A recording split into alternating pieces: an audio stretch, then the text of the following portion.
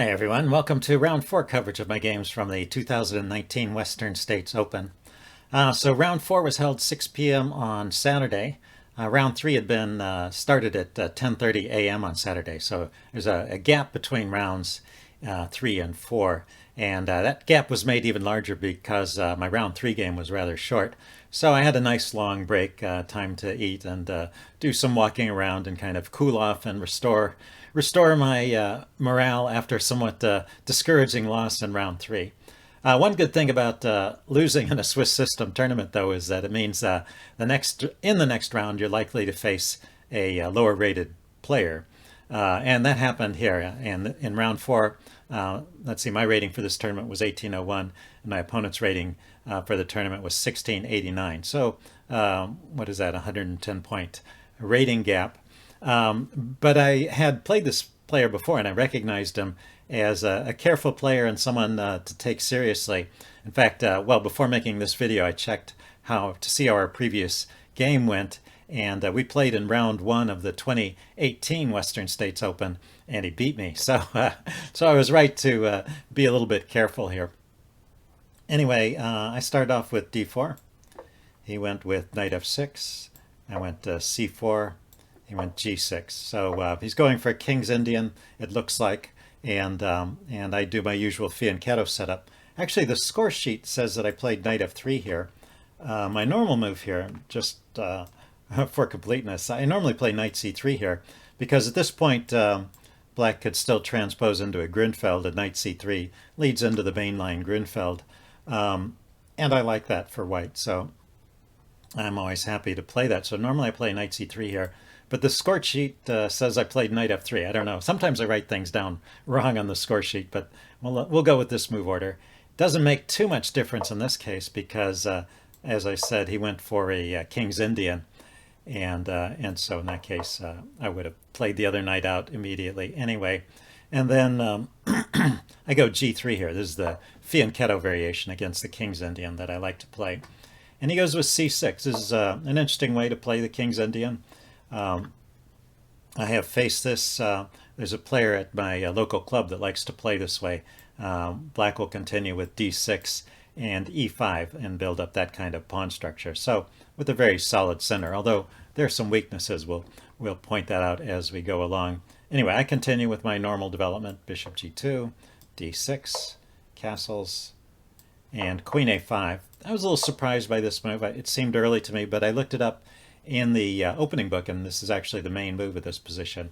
It's an interesting maneuver. The queen can swing all the way across to the king side, and often does, and I have faced this before. Let's see, I played bishop d2 here, so I'm out of my opening book. I don't know what the exact correct move is, but looking it up later, the main move is e4, and we'll just show you e5 then. So the point of e4, I suppose, is to provoke e5 and prevent the queen from getting over to the king side.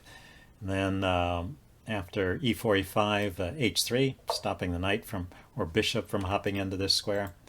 And then knight bd7 is a normal move, and rook e1, defending the center, and play would continue from here. The chess engine likes white in this position, but it generally likes positions where white has this amount of space. It doesn't mean that anything has really gone wrong. I think that's quite playable for black. Anyway, I went bishop d2. So this is still in the opening book, but it's a rare move. And it allows the queen to hop right over to the king side. So, another reason why this move might be regarded with some suspicion, it's blocking the queen's view of the center, and the bishop might rather have gone to this diagonal. So you can question that bishop d2 move, but looking at it with the chess engine, it seems like things are still okay for b. And then e4. Oh, let's see, he went queen h5. That's right, I went bishop d2, he went queen h5, and then I went e4. So decided wasn't anything to be gained by holding back that move any longer. Although in the book, after queen h5, the move was queen b3. And the chess engine likes this move. It actually likes white in this position. As I said, it generally likes these positions with white. where white has that extra space. But this is an interesting move. It's putting pressure on that b pawn, trying to slow down black's development, and maybe white can create some weaknesses over there. It's kind of ignoring what's going on the king side, but I guess it'll take a move or two before black gets that typical king side attack going in the King's Indian style. So seems like queen b3 is the move there. Anyway, let's go back. I played e4 here, and there is a slight weakness of this move, which is that he can play bishop to g4 here. It's a little bit annoying. It's not. I noticed he could play that after. Actually, I didn't notice till after I played e4, so maybe that's slightly questionable. But it's defended, and he doesn't have an immediate way of increasing the pressure on that knight, so it seems to be okay. But notice that I can't get in the h3 move here. That was the advantage, I guess, of playing that earlier, because he's got the queen and the bishop coordinating on it. So I'm not getting that move in. But I can kind of untangle like this. So rook e1, knight bd7, queen to e2. And then if I need to unpin it sometime, I can lift my queen up to e3 and get out of trouble. So I guess that's okay. Anyway, he didn't play bishop to g4. He played knight bd7. So maybe that's a slight mistake because bishop g4 was stronger. And here I should take advantage of the opportunity to play h3. In fact, there's a second idea with h3. So knight bd7 is a mistake because it allows me to play h3.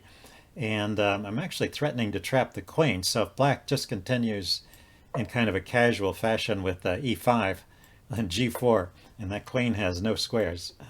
The bishop is covering those, the pawn is covering those, and the knight is covering that square. So that queen is going nowhere. He has to sacrifice. I don't win the queen, but he has to sacrifice a knight there. Anyway, after h3, e5, of course, doesn't need to be played. The chess engine gives this line, h6, g4, and then chasing the queen back here.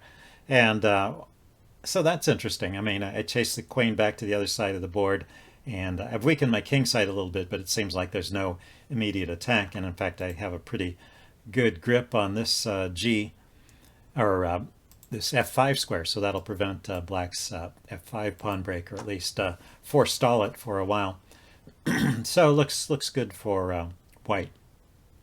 So that would be, after knight bd7, that would be best play for me. Instead, I played this move, knight g5. I'm not entirely sure what I was thinking when I played this. I'm making this video a few days later, or a week later, I guess. Well, I'm offering the trade of queens, so maybe I was just worried about that typical kingside attack. Also, I was thinking after the queens are off that I just have a better position. And I do, actually. So he traded. You know, I just have more space and I have active pieces. His bishop is blocked in.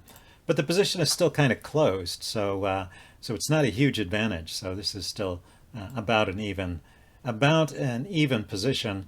Slight edge to white, of course. But nothing really serious after he kicks my knight back. So that h3 move and chasing his queen around was the better idea. Gets a bigger advantage to white. Anyway, he kicked my knight back, and I went to knight h3. For the record, the chess engine prefers that the knight come back to f3, but this is not bad. This is like its second choice, and what it does is it allows me to get in this f4 move. I'm thinking of playing f4, f5, and going for the attack against his castled king position there. So I want the knight out of the way for that, and so I think that's a reasonable way to play. And now he gets in his e5 move. So all this is pretty standard, I guess, that at this point black has kind of completed the setup that he wants. He just needs to figure out how to untangle his knight and his bishop, and he should be doing okay here. I push on with d5. I would rather do that than have this diagonal opened for his bishop. And he plays knight b6. Knight b6 is interesting because it hits my loose c-pawn, but maybe it's not the best move here. I was really expecting something like this. instead, well, the chess engine says he should definitely take here. And then it has several choices, but at this point there's a lot of moves that he could play, including trying to push forward with the pawns. Maybe a6 and b5 is an idea here. The move I was thinking black would play was this one, knight to c5. Just ganging up on this pawn, and seems to be a fine position. It seems that I'm okay too. I have this pawn adequately defended, and I could chase that knight away later. But that might be better for black than what he played, knight to b6.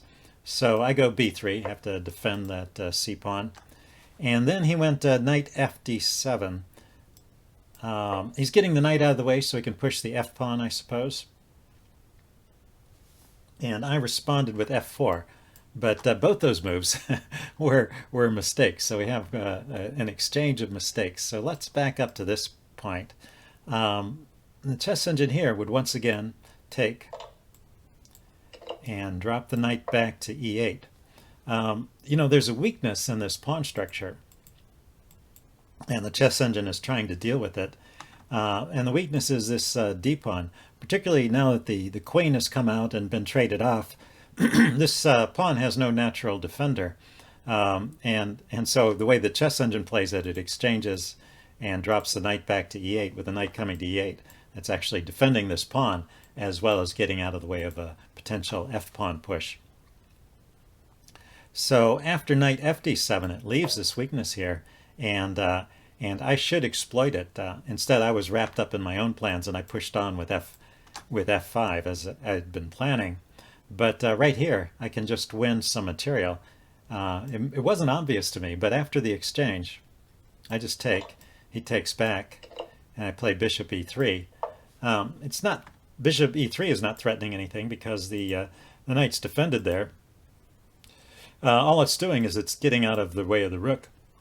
And oddly enough, in this position, there's nobody that can defend the d-pawn. So we both totally missed this, but it's a little bit surprising. You know, a pawn in your own camp gets attacked. You expect that you can probably defend it somehow. But of course, chess is a game of specifics, right? You've got to calculate the line. You know, if you can defend that pawn, how are you going to do it? And that has no defense. So that would have been a quick way to get an early advantage, maybe even a winning advantage. Certainly a much easier game. Anyway, he went knight fd7 and I went to f4, missing that opportunity. I spotted this weakness later, so we'll come back to that. But I was too wrapped up in my f-pawn push here. So he took. And now this is an interesting moment. There's like 3 different ways to take back. And 4, counting the rook. And I took with the knight. I think that's not a bad move. In fact, that was one of the top choices. But it's also entirely possible to take with the g-pawn. And this has an advantage that it keeps his knight out of this square. Although now in this position I'll have to have some trouble figuring out how to develop my knight. So it's kind of pros and cons. The way I played it, I took with the knight, which helps me get this knight to a good square where I'm putting pressure on his king side. But it also opened up a square for his knight. This is a kind of mistake I often make. So he can drop his knight in here to e5, and he did. So that's a good move for black. And maybe he can find some way to undermine my pawns over here, or get some tactics going in combination with the opening up of the bishop here. So anyway, I think this is an interesting position for both sides. We kind of he gave me a chance to get an edge by winning that center pawn. I didn't take it, and so we're now back to the position where, you know, there's slight edge to white, but nothing major. Let's see. I continued with h3 here. I wanted to keep his knight from hopping into the g4 square. Also keeps the bishop out of that square. And he plays a5. He starts going for counterplay. And now, right here, I spotted an idea. And the chess engine says I should have played it. I wasn't quite sure. So here's the idea. Well, maybe here's a good time to pause the video. Why don't we pause here and see if you can spot the idea that I had for white. Okay, I'm going to give the answer away now. There's actually 2 ideas here. Well, they're kind of related. But the first one, and maybe the one I was kind of leading up to, so you exchange here to expose this pawn on e6, d6, and then you play bishop to e3, hitting the loose knight and hitting the pawn. And so that seems to be good for white, although the chess engine did not give white a clear pawn up, so maybe black has compensation. There is danger here on this diagonal. And then another move that the chess engine likes just as much is just the immediate bishop to e3. So that's interesting because in this line he can block and not lose the pawn. But then I have this good square for my knight, knight to b5. So if you spotted either of those ideas or both, good for you. Anyway, I played instead knight c to e2. I was trying to get my knight away from those potential tactics on this file. And I was thinking, if he defends over here, well, maybe I'll reposition my bishop on this diagonal. Just kind of shuffling my pieces and then waiting to see if he allowed this tactic. He did. He allowed the tactic, but he continued with his counterplay on the queen side. So actually this move knight c to e2 is a bit questionable because it does allow this pawn to come forward unimpeded, and over on the queen side things are actually getting pretty dangerous. But anyway, now that I had kind of got my wish here, I went for the tactic. I took here and then played bishop e3, and I kind of assumed I was just winning here. And I have a pretty big edge after he played rook b8, defending the knight and just giving up a pawn here. So that is good for white. But he could have played a takes b3 and just sacrifice that knight. And now this is a long line, but this is the chess engine's idea for best play after I grab the knight. I think it doesn't even recommend taking the knight. It thinks that's a mistake. So, well, obviously he's going to go here and get that passed pawn, and I'm going to block with the rook. And, this much I had kind of seen, that, and he might even win the exchange here. But I thought I'd be getting 2 pieces for the rook, and I should be okay. But let's see, he can play knight takes c4 here, hitting my bishop. Not going after the rook, because now I can block with my bishop and, save my rook. But then, well, the knight hops in here to d2. This is a really dangerous piece. Let's see, say I throw in this exchange, and then play rook here to chase the knight away.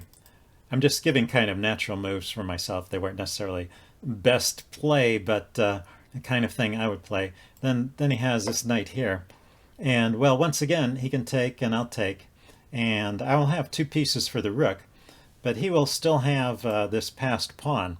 Now we are 1, 2, 3, 4, 5, 6. We've calculated 6 full moves ahead, and the line isn't over because from a material point of view, white is doing okay, but the chess engine says black is just winning. I guess the thing is this pawn on a2 is just too strong. After he takes the exchange here, he can bring more force to bear, maybe bring the bishop out. Well, actually, I've got that covered. Yeah, I mean, it's still not obvious to me, even so, that the black is winning here. But the chess engine says, black is just completely winning. It's giving scores like minus 6 or minus 9. So that was black's big opportunity in this game, really. I played rook b8, and so I just grabbed the pawn. And now he takes, but now I just take back, and everything seems to be okay. He played knight bd7, unleashing his rook on my extra pawn there. That b pawn is my extra pawn, but I defend it with the knight to c1, and everything seems to be okay. It's a bit weird to have a knight on the back rank like this defending a pawn, but as long as his rook is tied up attacking the pawn and my knight is tied up defending it, it's okay for white. There's no loss of the utility of the piece. If he moves this rook away and activates it, then I'll have to find a way to activate this knight. But well, he didn't do that immediately. Let's see, he played rook e8 here. I went rook f to d1, doubling rooks. He went bishop f8. And, all of these moves, there's a whole sequence of about 8 full moves here where we're both playing pretty good moves. They all keep a slight edge to white. It's not a winning edge according to the chess engine. It's just, so I guess I'm not really a full pawn up, but white has an advantage here. So it's a pleasant position for me, really. Let's see, I drop my rook back to d2. He plays bishop to b4. And so I had to find something to do with this rook. I thought, bring it over to the a file, put it here. And he dropped his bishop back to f8.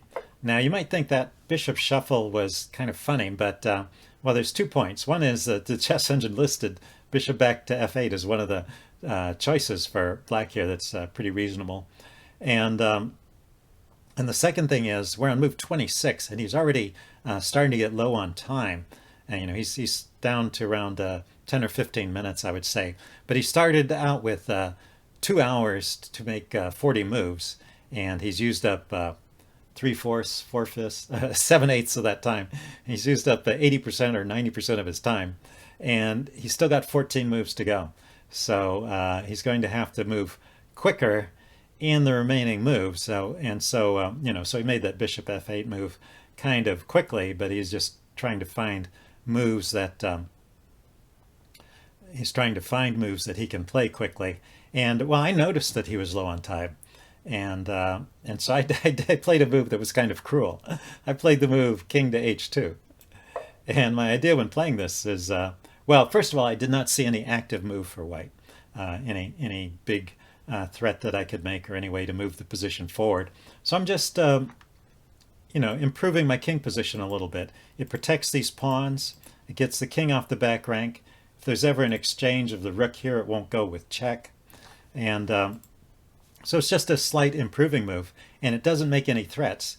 And that's a great move to play if your opponent is in time trouble, because if they're having trouble finding a move, if you make some forcing move, it gives them an idea, right? It gives them something to respond to.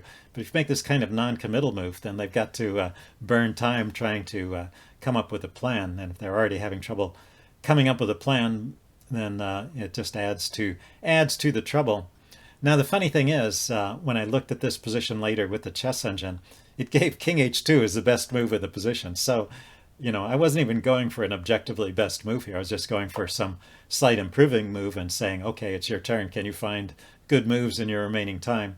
But in fact, the chess engine likes that move. So anyway, black is still doing fine here, by the way. He's got knight f6. He plays that. I played bishop to d4 here. I'm starting to look at some of these weaknesses here on the diagonal, see if I can exploit them. And now this next move is a real mistake. He played king to g7. I guess he wanted to keep this bishop active over here, but walking into this potential pin seems to be trouble. The chess engine would play the move knight f to d7 here. So get the knight off the f file back to d7. That's kind of a hard move to play because he had just moved a knight from d7 to e5. But it was the other knight. So bringing this knight back to support that knight, it's pretty reasonable. And there's no pin now, so this knight is still free to move. So that's a good move, although maybe not so easy to spot. Anyway, he played king to g7, and I played rook to a5. So I'm just piling up on that knight. It's defended by the rook, but it's now attacked twice. And so he moved it. He moved the e knight to d7. Once again, actually, the chess engine prefers moving the other knight to d7. Apparently that's a better defense. But he went this way. And then I played the move bishop to c3. I had already spotted this tactic. There is a winning tactic right in this position. So maybe we can pause the video here again and see if you can spot the winning move for white. Okay, I'm going to give the answer away now. The strongest move for white here is e5. And I had thought of this idea, but I couldn't quite work it out. I was somehow afraid that he could play c5 with a counterattack on my bishop. and things wouldn't work out for me. But of course, I can just take his knight with check in that case because his king is there. So that was nothing to be afraid of. Black can try this move, knight h7, and then I can push on with check. And for a moment, it looks like I'm winning a piece with this double attack, but he can move the knight and block the check, so that doesn't immediately win material. But all through this, white is just winning. There's too many forces at work here. And bishop takes c6. This is an idea I had missed, but when I start with that e5 move, I'm also unleashing the bishop on this diagonal. So now this bishop gets into the game, hitting the rook. And at this point, the chess engine wants to give up material, but if black tries to keep holding on to material with a move like rook e7, I can take this knight, exploiting the pin here. He has to take back with a pawn. And then, well, I could grab a pawn immediately, but I can also bring my other rook over. Okay, I'm attacking this pinned piece twice now, so he has to play rook takes e6 to defend that. And then I have bishop to d5, harassing the rook, and the rook goes to d6. And then I have rook to a7. And at this point, finally, things fall apart for black. There's just no answer here. Notice that the rook and the bishop are coordinating on this square. So, and the rook is threatening just to take here on f7. He hasn't got a piece that can really defend that, and most moves, well, the only move that defends it is with the bishop, but then that loses the knight here because it interferes with the rook. If the rook or the bishop try to block on that square, then my bishop and rook are coordinating to take. And if he tries to block on this square, then I can just take that. The knight is pinned, the rook has to take back, and then once again I can win the knight on f6. So there is no defense, and finally black loses some material here regardless of what he plays. He loses material on the next move. So nice, interesting sequence. It's complicated, but I think if you said e5 was the best move here based on some kind of gut instinct, your instincts are pretty strong. That's definitely the right answer. It's setting up this discovered check, but it's also unleashing this bishop. And as I said, for some reason in this position I was afraid of this c5 move. So what I played instead was just bishop to c3. So that keeps all the threats in the position. It's and white is still winning here, but not the most convincing win. And then he played c5 here, and at this point he was down to really under a minute under his clock. So we're on move 30, so he had less than a minute for the remaining 40 moves. And after I played rook takes knight here, then he just resigned. He didn't even wait for me to play out the combination. But I had the same idea here. I take with the rook here, and the knight is pinned, so he has to take back with the bishop. Then I push on with check. Then I push on with the pawn to drive the knight out of the way. Let's go ahead and play it out.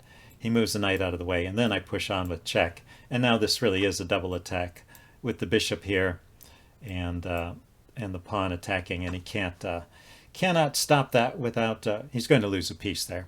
Now I gave up a rook at the beginning, but I have a winning attack here with 2 pieces for the rook and all of my pieces active, and his king looking a bit forlorn over here, and his pieces out of play. So anyway, in this position, after rook takes d7, let's erase all the arrows. Rook takes d7, let's erase the arrows. And this is the position he resigned in. So anyway, I felt that was a pretty nice win for me. Also, probably knight to d5 was enough too, just continuing to pile up on the pin as well. But I was glad to get a win in after 4 rounds. So after 4 rounds, I have 2 draws, 1 loss, and 1 win. So I'm back to 50%, which, as I said in Class A, that's a decent performance for me, given as my rating is down at the bottom of Class A. So stay tuned for round 5, and I will see you then. Bye.